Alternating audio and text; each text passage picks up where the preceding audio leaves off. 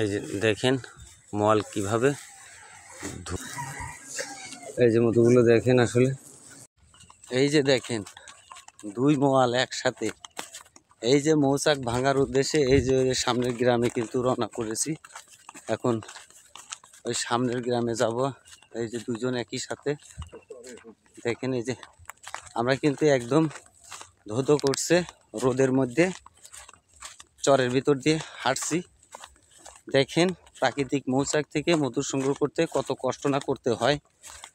বন্ধুরা, আমার এই ভিডিওটা যদি ভালো লাগে অবশ্যই লাইক কমেন্ট শেয়ার করবেন এবং একদম পিওর খাঁটি মধু পেতে যোগাযোগ করতে পারেন।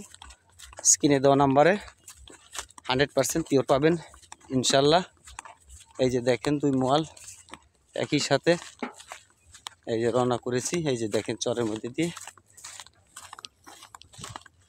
দর্শক, আপনারা দেখছেন যে আজকে মৌচাক কাটার উদ্দেশ্যে চলে আসলাম উল্লাপাড়া আমকান্দিপুর গ্রামে। এই যে মলকে দেখছেন যে কিছু খেত দিয়ে ধোঁয়া তৈরি করবে এখন। এই যে মাশাআল্লাহ, এই যে গাছটা দেখছেন যে এই গাছে অনেক উপরে কিন্তু মৌচাকটা ওই যে অল্পর উপরে একটু দেখা যাচ্ছে। আমি দেখানোর চেষ্টা করছি। এই যে মৌচাকটা, এই চাক থেকে এখন আমি মধু সংগ্রহ করব। ধুমা তৈরির কাজ করছে, এই যে ধুমা বানানো হচ্ছে। ভাই এর মধ্যে কিন্তু আর কিছু ঢাল দিতে হবে। এই যে দেখেন, আর ওই যে গাছটা দেখছেন জানালার কাছে যে গাছটা দেখা যাচ্ছে, এই গাছের মৌচাক থেকে এখন মধু সংগ্রহ করবো ইনশাল্লাহ।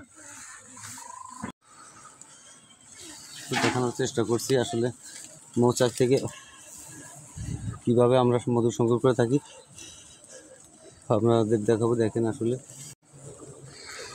এই যে দেখেন মোবাইল দিয়ে কিন্তু গাছ দিয়ে মৌমাছিগুলো উঠানো হচ্ছে। এই যে দেখেন খুবই সুন্দর মতো, খুবই সুন্দর মতো। এই যে দেখেন মধু সংগ্রহ করে মল ভাইয়ের কাছে বালতি দিয়েছি। এখন দেখেন এই যে বালতিতে মধু।